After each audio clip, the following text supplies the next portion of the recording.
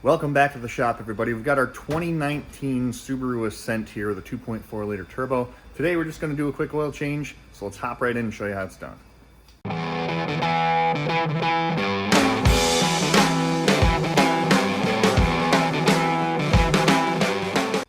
So before I head under and start draining the oil, I do like to take the fill cap off, let the case breathe, and I do like to crack the filter loose so that when we drain it, hopefully it'll drain the residual out and down so we don't end up with a mess down here.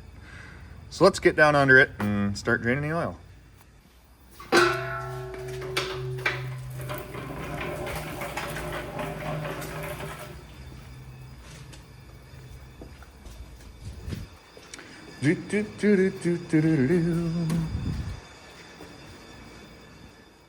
So when you're getting under your Subaru, I just want to be clear about something.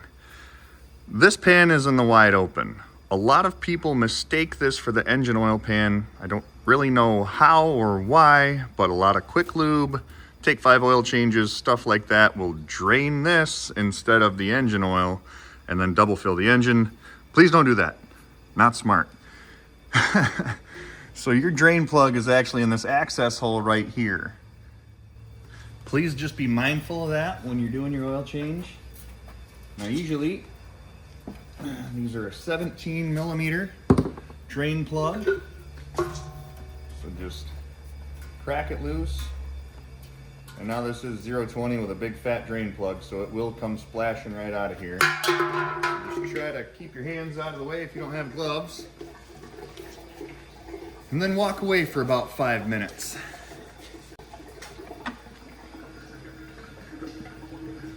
You can tell by the color here, we are definitely due.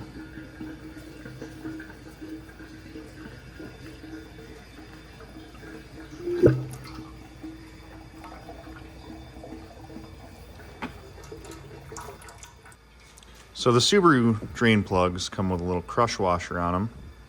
You can get these at any parts store, no big deal. Or you can order like a 30 pack off Amazon for practically nothing. Worst case scenario, if you don't have a new one, you can reuse it. It's not really gonna hurt anything. Obviously, just keep your eyeballs open for any oil leaks you'll have, but very inexpensive. Just buy this when you get your oil in your filter. So once the oil's pretty much done draining, go ahead and reinstall your drain plug.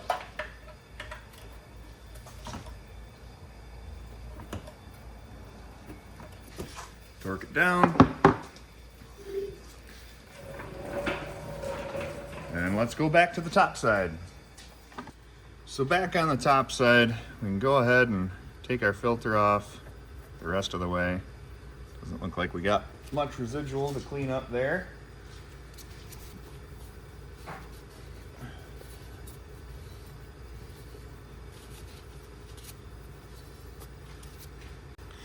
So we're just rolling with a Napa Performer today.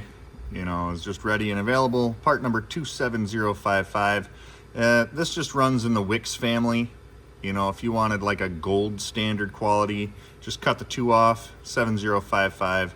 That'll get you a better quality filter. About double the cost though. Like to just take a little bit of oil, put it around that O-ring, spin your filter on, get it snug, and about another half a turn. You don't need to over torque that. You're just gonna make it harder for yourself to get off next time. Make it nice and clean. And then as far as oil goes, you just need 4.8 quarts of your preferred brand of 020.